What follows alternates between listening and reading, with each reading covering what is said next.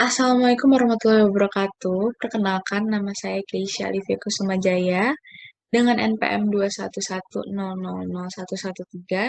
dari kelas C akan menyampaikan beberapa materi tentang PHI untuk ujian tengah semester pada tahun ajaran 2021-2022.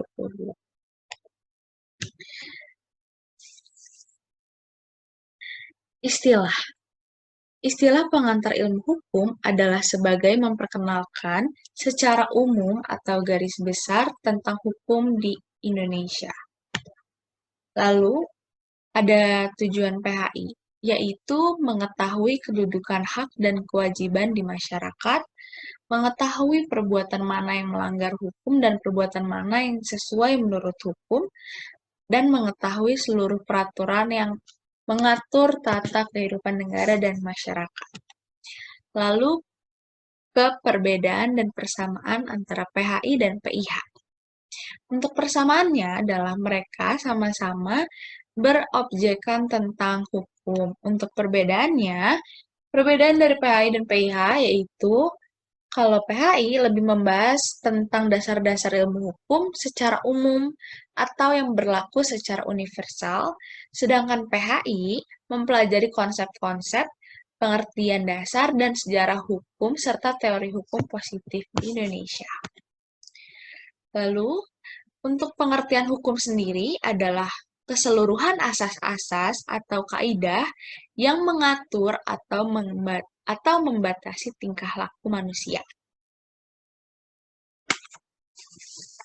Untuk pengertian tata hukum sendiri, yaitu berasal dari kata bahasa Belanda, rechtsorde, atau yang mempunyai arti susunan hukum. Artinya, memberikan tempat yang sebenarnya kepada hukum. Atau lengkapnya, tata hukum itu dapat diartikan menjadi susunan hukum yang terdiri atas aturan-aturan hukum yang tertata untuk menyelesaikan peristiwa hukum yang terjadi di masyarakat. Selanjutnya ada ius constitutum dan ius constituendum. Untuk ius constitutum, pengertiannya adalah hukum yang berlaku pada saat ini. Dan untuk ius constituendum adalah hukum yang dicita-citakan atau keinginan di masa depan. Untuk pengertian sistem hukum, yaitu kesatuan yang bulat dari tatanan hukum yang terdiri dari bagian atau unsur satu sama lain yang saling berhubungan secara erat. Lalu, untuk karakteristik dan jenis sistem hukum, yang pertama, ada 5 jenis. Yang pertama, sistem hukum adat, sistem hukum Islam, sistem hukum kanonik, sistem hukum Eropa kontinental, dan sistem hukum Anglo-Saxon.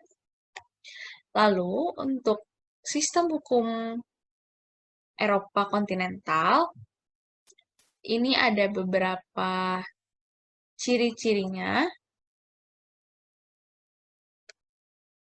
Lalu untuk sistem hukum Anglo-Saxon, dan lalu kita langsung ke penjelasan tentang pluralisme hukum. Pluralisme hukum adalah munculnya sebuah ketentuan atau aturan hukum yang lebih dari satu di dalam kehidupan sosial. Jenis dan contoh sumber hukum. Ada sumber hukum formal dan ada sumber hukum material. Untuk sumber hukum formal, contohnya itu seperti undang-undang, kebiasaan, jurisprudensi, atau keputusan para hakim, traktat, atau doktrin. Dan untuk sumber hukum material, contohnya adalah berupa kaidah atau norma. Lalu kita masuk ke penggolongan hukum. Yang pertama, berdasarkan wujudnya. Berdasarkan wujudnya ini terbagi dari dua, yaitu tertulis dan tidak tertulis. Untuk yang tidak tertulis itu seperti keyakinan atau lebih ke hukum yang ditimbulkan akibat adat suatu daerah atau masyarakat tertentu. Untuk yang tertulis, itu hukum yang dibuat oleh lembaga yang berwenang dalam negara dalam bentuk tertulis dan dicantumkan dalam berbagai peraturan negara. Untuk selanjutnya, berdasarkan wilayah berlakunya. Itu terbagi menjadi 3, yaitu lokal, nasional, dan internasional. Lalu yang ketiga ada berdasarkan waktu berlakunya. Ada ius constitutum dan ius constituendum. Lalu untuk selanjutnya berdasarkan golongan berlakunya.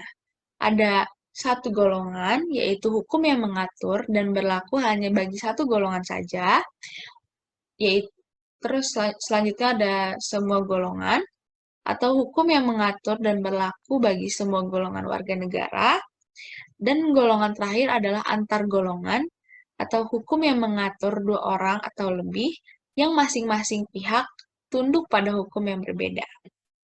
Lalu selanjutnya adalah berdasarkan isinya. Ada terbagi menjadi 2, yaitu hukum publik dan hukum privat. Untuk hukum publik itu contohnya seperti KUH pidana, dan hukum privat contohnya seperti perjanjian antar pelaku. Selanjutnya, berdasarkan sifatnya, yaitu ada yang memaksa dan ada yang menjadi pelengkap. Untuk yang memaksa, contohnya seperti UU lalu lintas, dan untuk yang pelengkap seperti hukum perjanjian. Lalu, berdasarkan fungsinya. Berdasarkan fungsinya, terbagi menjadi 2, yaitu material dan formil. Untuk yang material, contohnya seperti KUHP, KUHPER, dan banyak lagi. Untuk yang formil, contohnya seperti KUHAP atau KUHAP. Terima kasih untuk perhatiannya. Mohon maaf jika masih banyak kekurangan. Assalamualaikum warahmatullahi wabarakatuh.